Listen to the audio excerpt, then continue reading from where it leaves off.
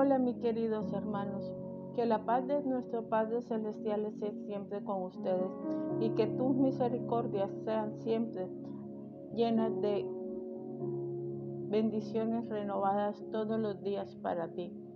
Hoy leemos Lucas 7:50.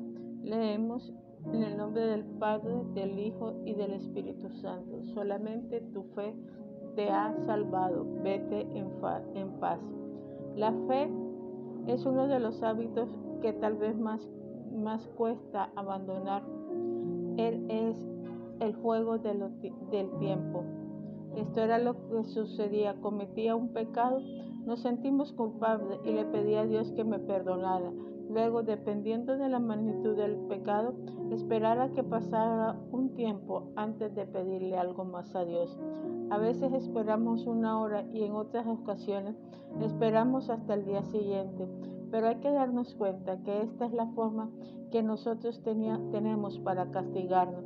A sabiendas hacemos esto por respeto a Dios. Sabíamos que Dios perdona, pero también que tenía que darle tiempo para que se calmaran las cosas antes de comenzar otra vez. Ya no podíamos continuar como si nada hubiera pasado.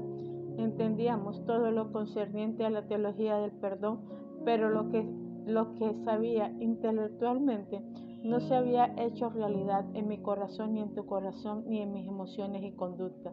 Mucha gente tiene el mismo problema.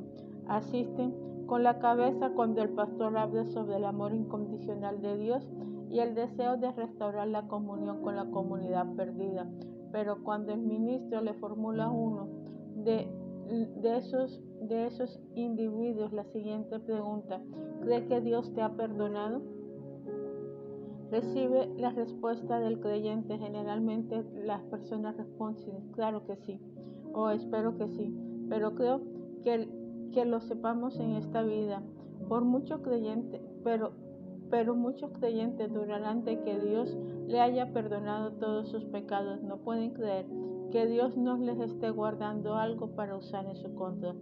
Hay dos cosas que siempre estarán presentes hasta que no hayamos resuelto el asunto del perdón y tengamos la certeza absoluta de que hemos sido perdonados. Primero, nunca tendremos mucha fe cuando le formulamos peticiones a nuestro Padre Celestial. Siempre sentiremos que Dios guarda algo en contra de nosotros. Segundo, pondremos a otros en el mismo nivel en que nosotros nos colocamos a nosotros mismos. Cuando siempre estamos tratando de hacer algo para ganarnos el perdón, incondicionalmente presionamos a otras personas para que traten de ganar nuestro perdón. Tendremos la tendencia de recordar a los demás sus fracasos y sus necesidades de remediarlo. Un creyente que funciona a base de pagar o reembolsar en lo que se relaciona con su posición ante Dios es como un hombre que gana un automóvil y sigue yendo a pie a todos lados. La gente comenta lo lindo que es el vehículo y el hombre está de acuerdo. Lo mantiene limpio y lee el manual varias veces hasta que se familiarice con cada aspecto del mismo. Sin embargo, el automóvil no desempeña la función para lo cual fue diseñado, por exclusiva culpa del hombre. El vehículo está a su disposición, pero a este hombre eso no le hace ninguna diferencia. Esto es lo que sucede cuando el creyente no acepta el perdón verdadero de Dios. Dios desea que vivamos siempre en una certeza absoluta de que hemos sido completamente perdonados, pero para facilitarnos esta certeza, Él ha provisto direcciones para que podamos estar seguros de que su don de perdón ha sido aplicado a la situación de cada persona. El perdón tiene varias puertas a través de la cual cada individuo tiene que pasar para apropiarse del perdón de nuestro Padre Celestial.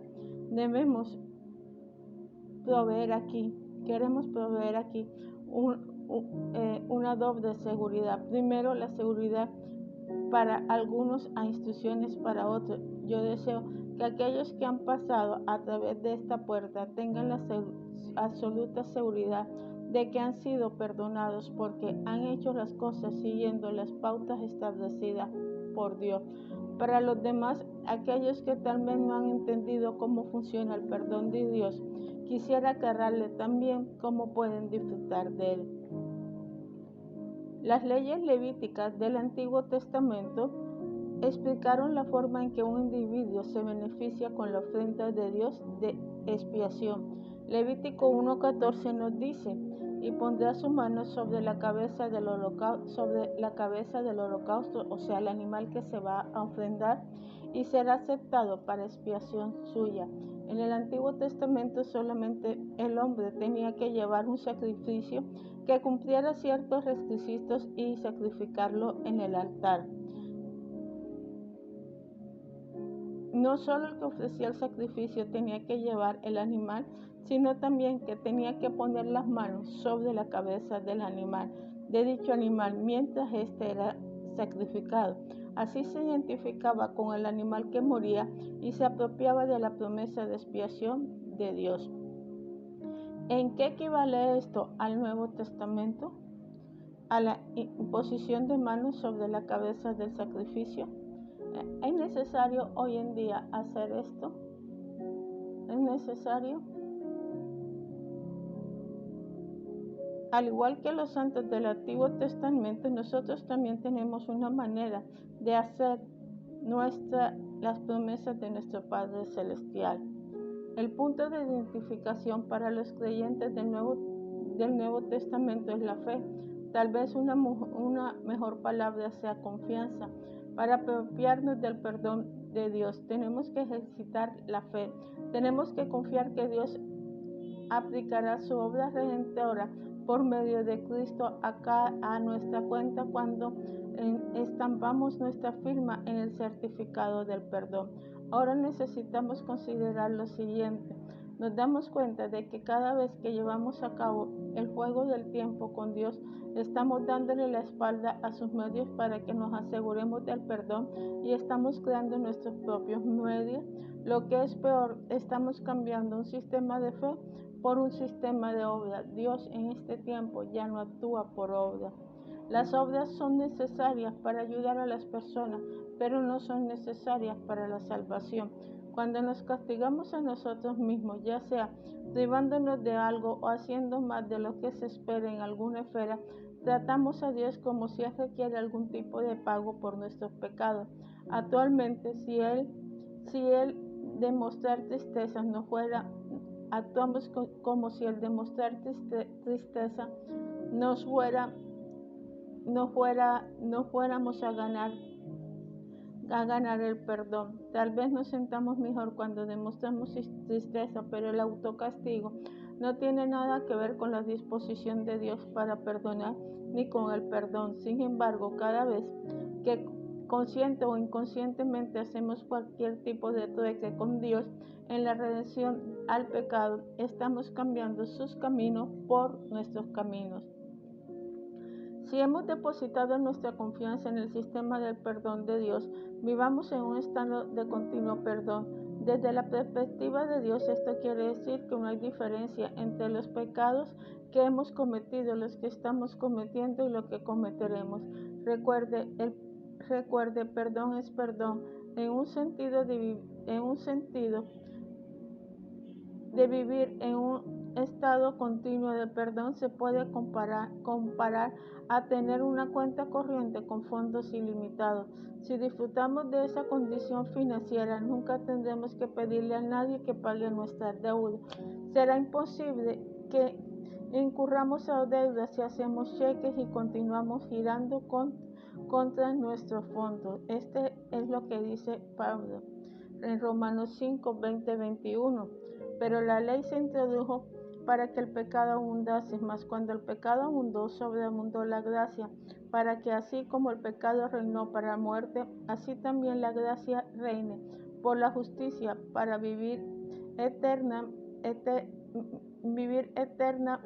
para vida eterna mediante Jesucristo nuestro Señor. Siempre hay más gracia que pecado. No importa lo que se haya hecho o cuántas veces se haya hecho, ya está cubierto por la gracia de nuestro Señor. por la gracia de Dios. Dios dispuso a considerarlo pagando porque Cristo murió como expiación por el pecado. Fabricar nuestro propio sistema basado en los méritos, es decir, que la gracia de Dios no es suficiente para nuestros pecados y que Él necesita nuestra ayuda para tratar con nuestros pecados. Nuestra tendencia natural es querer hacer algo en cuanto a nuestro perdón. Hallamos difícil no hacer nada para ayudar. Con toda presteza hablamos de conceptos tales: el perdón se recibe por fe y no podemos hacer nada para merecer el perdón, pero en la práctica retrocedemos a un sistema de obras más de fe. Debido a esto, es preciso que entendamos la naturaleza de la fe y cómo funciona con la puerta de entrada a la esfera del perdón. Nuestro comportamiento se transformará cuando nos apropiamos de este concepto. Nuestra relación con Dios y con los demás estará basada en los diseños de Dios para nosotros y no en los nuestros. ¿Qué es la fe? Te preguntarás ahora, ¿qué es la fe?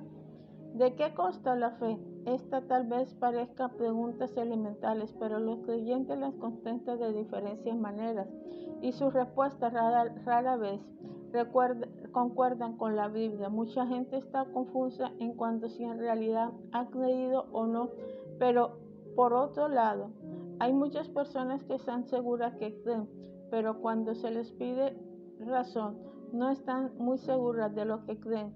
El contenido de su fe es indefinido. La confusión o la falta de seguridad en esta esfera lleva a la confusión y duda acerca del perdón. El uso del término creer en conexión con el perdón no es sinónimo de los usos comunes del término. Por ejemplo, alguien puede decir: creo que esta noche nevará. En ese caso, el término creer implica la idea de esperanza calculada, o sea, no hay garantía de que nevará. Es solo una impresión personal, o una persona puede decir: yo creo en Dios. En este caso, creer denota aprobación mental de una idea. No hay sentido de confianza y de compromiso, solo se aceptan los hechos. Si tomamos estos dos usos que no están en la Biblia, el término creer y la aplicación a un discurso sobre el perdón, entenderemos cómo un individuo puede expresar creencias en algo y aún no tener la seguridad personal de que ha sido totalmente perdonado. Una persona puede decir: creo que Dios perdonó mis pecados, y al siguiente instante decir: confío en haber alcanzado el perdón. No hay realmente condición para la persona que usa el vocablo para referirse a una esperanza calculada. En la misma forma, un individuo que entiende la fe como aprobación mental de los hechos puede decir: creo que Dios ofrece perdón por medio de Cristo, y sin embargo, nunca apropiarse del perdón de Dios para sus propios pecados. Piense en lo siguiente: es posible que un hombre o una mujer expresen fe verbalmente y que no estén perdonados. El problema es que ninguno de los dos conoce verdaderamente ni los ha expresado como la fe bíblica. Entonces tú dirás: ¿qué es la fe bíblica? Al discutir el significado de la fe bíblica, el término confianza debe sustituirse cada vez que se usa fe o creencia en conexión con el perdón o la salvación. El diccionario Laurence Ilustra define confianza en la siguiente forma: esperanza firme que se tiene de una persona o otra cosa. El concepto de confianza denota compromiso personal, asume una relación entre lo que expresa confianza y la persona o cosas en que se han confiado. La diferencia entre creencia y confianza es la diferencia entre reconocer que un puente es capaz de sostener el peso de una persona y el hecho de caminar sobre el puente. Lo primero es simplemente reconocimiento de algo, sin que el que expresa la fe se involucre. Lo segundo es verdaderamente confianza, caminar sobre el puente. La fe bíblica, el tipo de fe que actúa como La puerta de perdón asume una relación de verdadera dependencia y seguridad, como lo define el diccionario bíblico. La fe bíblica es la confianza absoluta en Dios, es una confiada dependencia en el carácter, habilidad y verdad de Dios y su promesa. El apoyo bíblico para esta acepción de término cree que se encuentra en la construcción gramatical que ocurre repetidamente cuando se habla de fe en contexto de perdón y de salvación. Esta construcción consiste en la palabra griega que quiere decir creer, seguida por la palabra que se traduce en nuestra Biblia. Yo recargo siempre el uso de estas dos palabras juntas porque en la expresión que se usan los escritores del Nuevo Testamento y la que usaron 45 veces, sin embargo, esta palabra no se usa así ni en las versiones griegas del Antiguo Testamento ni en la liturgia griega secular de ese tiempo. Esto quiere decir que los escritores del Nuevo Testamento tuvieron que utilizar cierta terminología original, puesto que sus mensajes eran también lo original. Así que Juan escribió lo siguiente, Juan 1:12, mas a todos los que les recibieron, a los que creen en su nombre, le dio potestad de ser hechos hijos de Dios. Juan 2:23, estando en Jerusalén en la fiesta de Pascua, muchos creyeron en su nombre, viendo las señales que hacía. El objeto de la fe bíblica concierne al perdón es siempre la persona o la persona de Jesús. Veamos con un ejemplo lo que quiero decir por objeto. Por ejemplo, en la declaración, confía que el automóvil marche bien. El automóvil es el objeto de la fe. Este es un punto importante porque mucha gente tiene fe, pero está dirigida en toda clase de direcciones inapropiadas.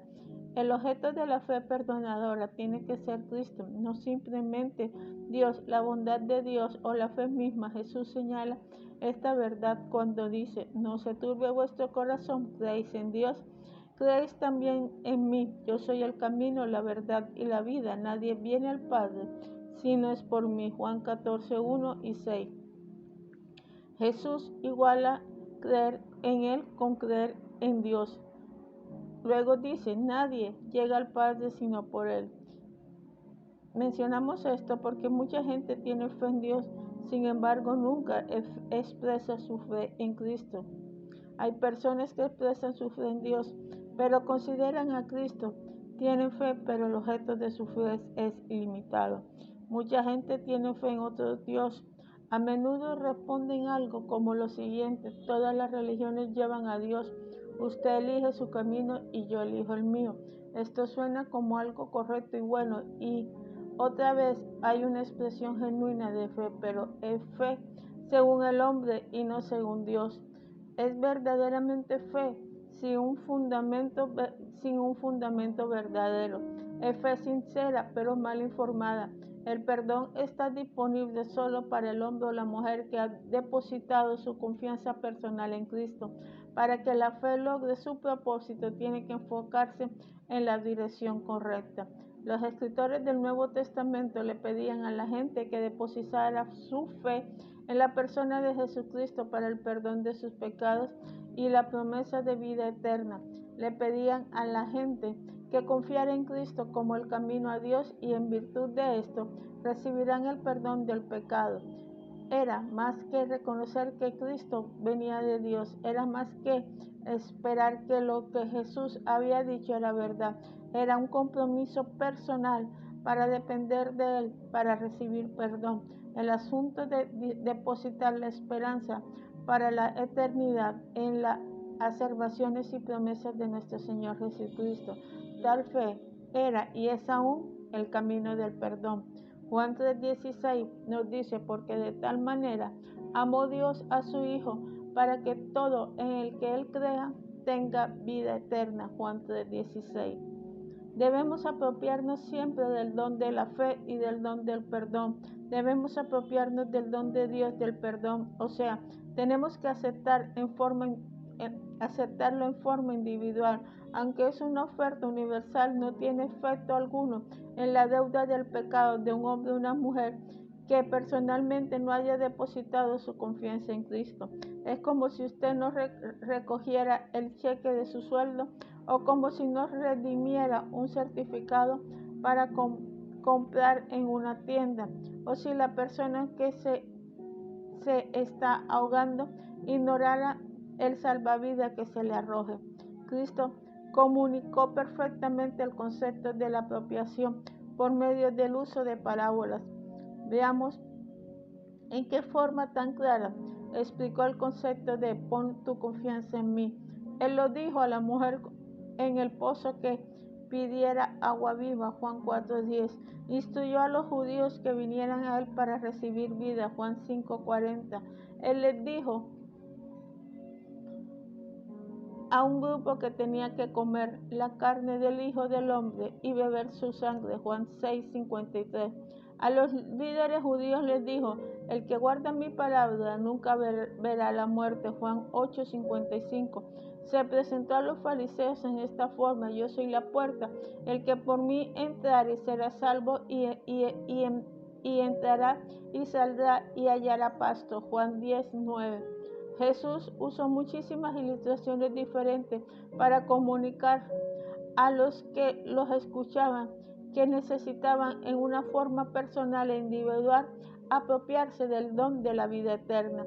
Cristo repetía en forma constante que era preciso apropiarse de su oferta de vida eterna, porque los judíos pensaban que debido a su nacionalidad ya estaban incluidos en el plan de Dios.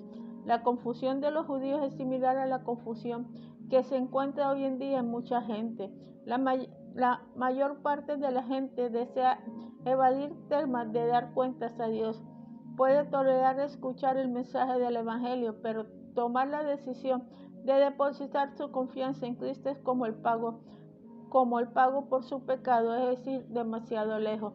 Prefieren continuar pensando en Dios como una fuerza benevolente en el cielo que ama a todo el mundo y que no enviará a nadie al infierno. Lo que ellos pasan por alto es su responsabilidad de apropiarse por medio de la fe el don de Dios del perdón. Esto nos lleva a algunas preguntas importantes. ¿Ha habido algún tiempo en su vida cuando usted personalmente puso su confianza en la muerte de Jesús como el pago de sus pecados? ¿Se ha apropiado usted de ese pago por su deuda? ¿Ha probado usted agua de vida? ¿Ha entrado por la puerta que lo lleva a la salvación? ¿Ha recibido usted vida eterna? Recuerde, conocer la verdad no es suficiente. Entender lo que Dios hizo es solo el primer paso. El perdón viene por medio de la confianza en nuestro Señor Jesucristo. No importa lo que usted haya hecho o dicho, o cuántas veces lo haya hecho, o a quién haya herido en el proceso.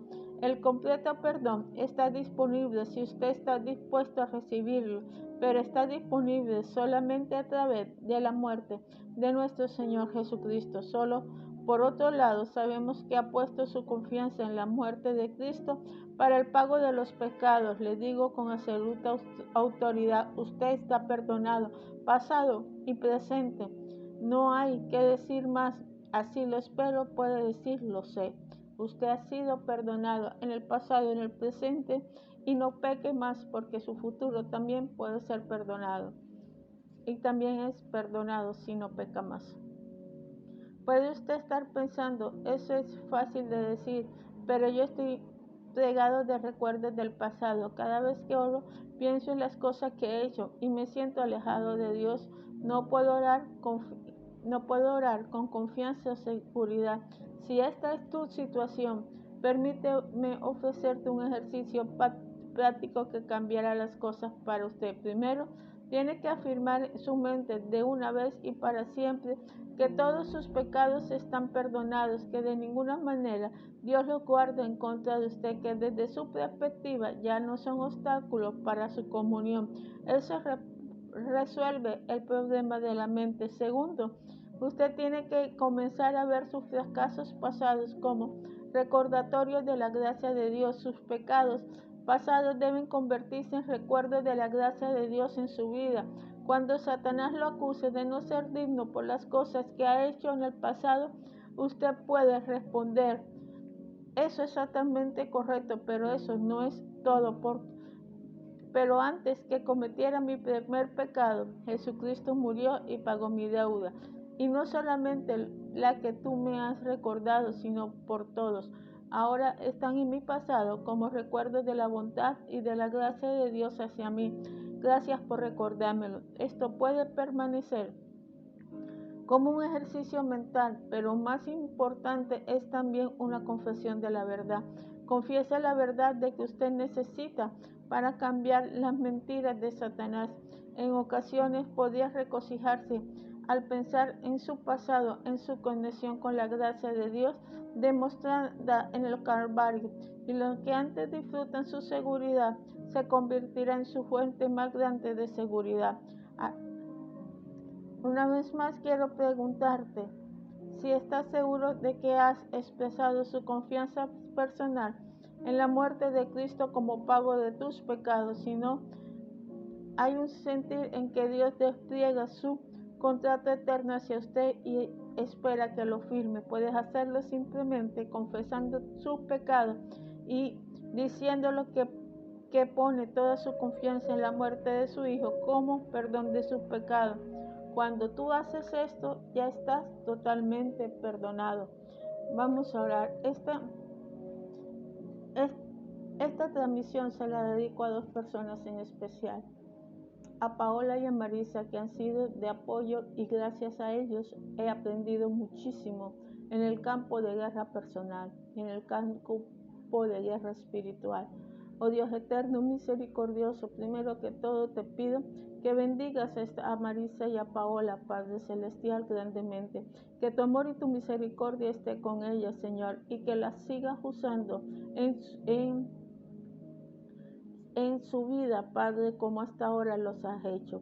Padre Celestial, en nombre poderoso de nuestro Señor Jesucristo, yo te pido que cada persona, Padre Celestial, que haya escuchado este video, Señor, recuerde la importancia, Dios eterno, misericordioso, Señor, que es, oh Padre Celestial, Señor, de tener la certeza y la seguridad de que nuestros pecados pasados fueron totalmente perdonados, y que Dios perdona también nuestros pecados presentes cada vez que le pedimos perdón y confesamos que no tenemos, Padre Celestial, que hacer obras, Padre Celestial, para que nuestros pecados fueran perdonados, sino que nuestro Señor Jesucristo los pagó en la cruz del Calvario, y que todos nuestros pecados han sido enterrados en lo más profundo del mar, y que Dios jamás se volverá a acordar de ellos.